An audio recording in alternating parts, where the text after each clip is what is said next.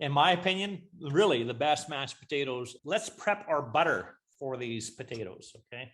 Half a cup of butter? Are you nuts? Hold on. When you make potatoes, okay, here's the thing. If you have people at your holiday table, they put the potatoes in their plate like, oh, where's the gravy? I need gravy on these things, right?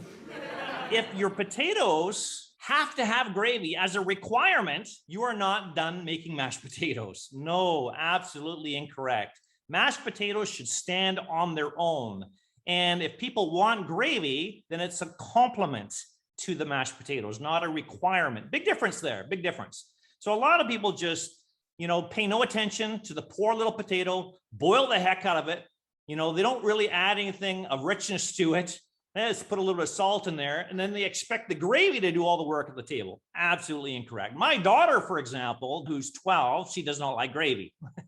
She doesn't like gravy. I said, man, try the gravy tonight. Just try it. Maybe your tastes have changed. She puts a little tiny drop on her pinky.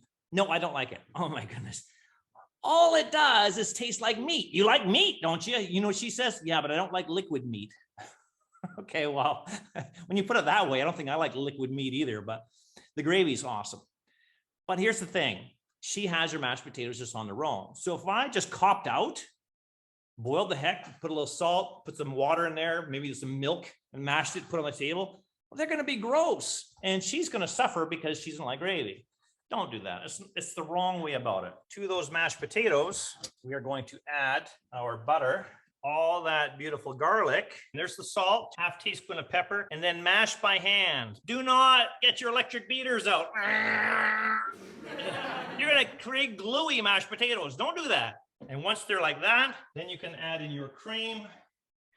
In our potatoes, we are not adding milk. We are not even adding Cremo or coffee cream at 18%. We're going full fat. 35% milk fat, baby, yeah! It's all good.